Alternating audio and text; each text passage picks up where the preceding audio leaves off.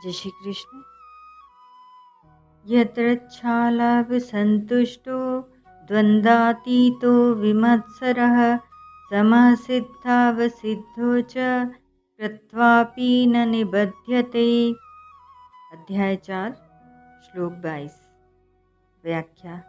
यत्रच्छालाभ संतुष्टः।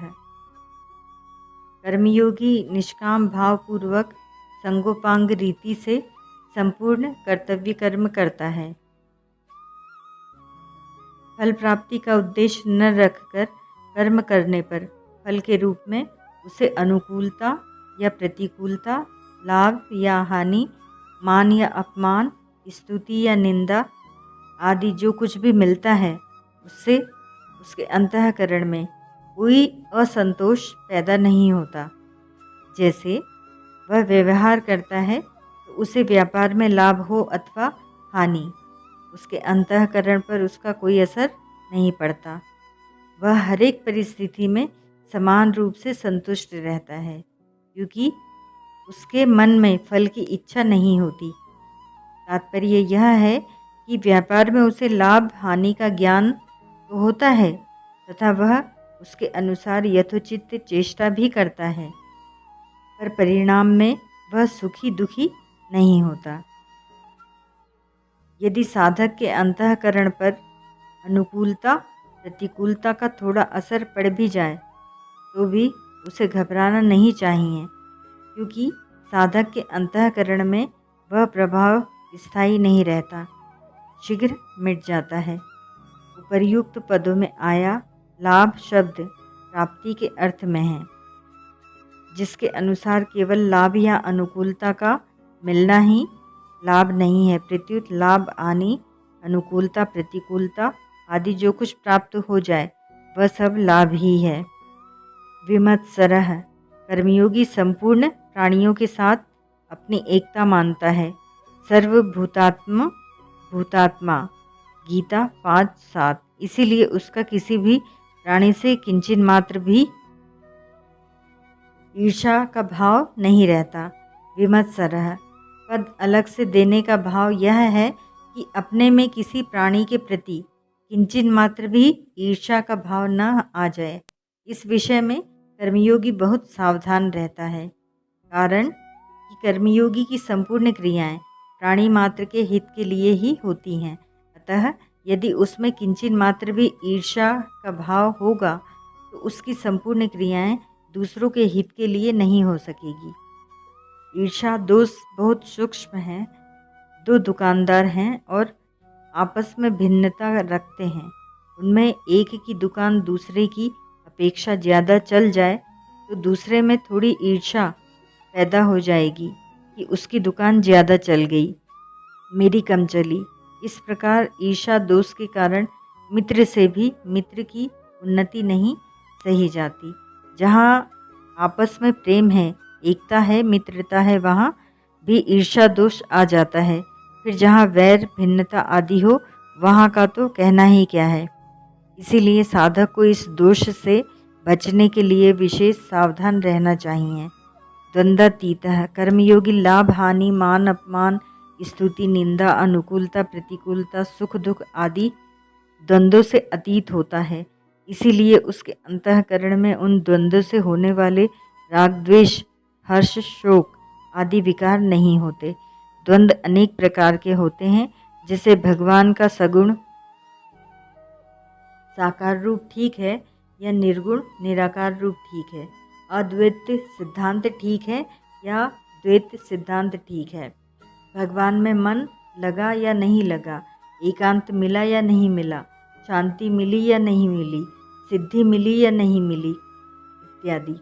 इन सब द्वंद्वों के साथ संबंध न होने से ही साधक निर्द्वंद होता है। जैसे तराजू किसी भी तरफ झुक जाए तो वह बराबर नहीं कहलाता, ऐसे ही साधक के अंतःकरण में किसी भी तरफ झुकाव हो जाए तो वह द्वंद्वातीत नहीं कहलाता। कर्मयोगी सब प्रकार के द्वंद्वों से अतीत होता है, इसीलिए वह सुखपूर्वक संसार बंधन से मुक्त हो जाता है। गीता 5वें अध्याय का 30वां श्लोक। तीसरा श्लोक। समः सिद्धावसिद्धौ च।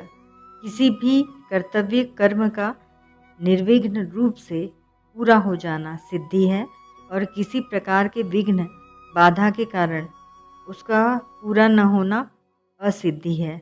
कर्म का फल मिल जाना सिद्धि है और न मिलना असिद्धि है। सिद्धि और असिद्धि में राग द्वेष हर्ष शोक आदि विकारों का न होना ही सिद्धि असिद्धि में सम रहना है। दूसरे अध्याय के 48वें श्लोक में सिद्धे सिद्धियोः समो भूत्वा पदों में भी यही भाव आया है। अपना कुछ भी नहीं है, अपने लिए कुछ भी नहीं चाहिए और अपने लिए कुछ भी नहीं करना है। ये तीनों बातें ठीक ठीक अनुभव में आ जाए तभी सिद्धि और असिद्धि में पूर्णतः समता आएगी। कृत्वापि न निबध्यते।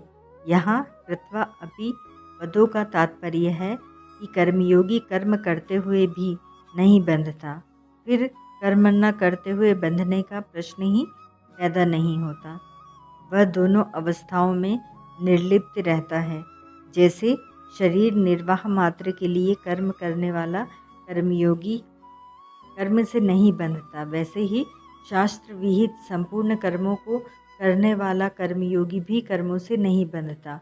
वास्तव में देखा जाए तो कर्मयोग में कर्म करना, अधिक करना, कम करना अथवा न करना बंधन या मुक्ति का कारण नहीं है। इनके साथ जो लिप्तता लगाव है वही बंधन का कारण है और जो निर्लिप्तता है वही मुक्ति का कारण है।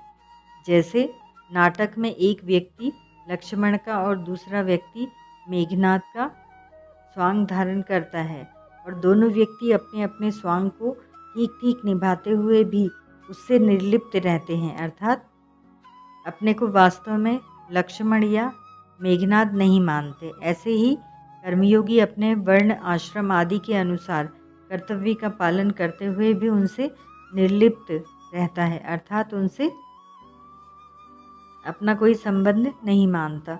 उसका संबंध नित्य निरंतर रहने वाले स्वरूप के साथ रहता है, प्रतिक्षण परिवर्तनशील प्रकृति के साथ नहीं।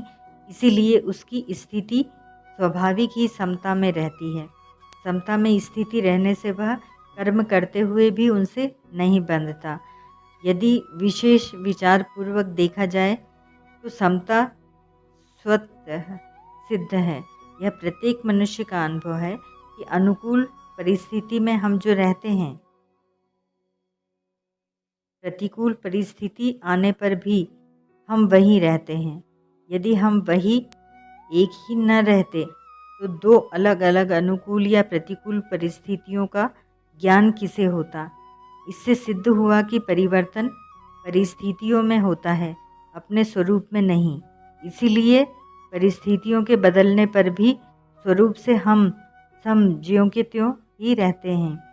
भूल यह होती है कि हम परिस्थितियों की ओर तो देखते हैं पर स्वरूप की ओर नहीं देखते। अपने सम स्वरूप की ओर न देखने के कारण ही हम आने जाने वाली परिस्थितियों से मिलकर सुखी दुखी होते हैं। ओम तत्सत।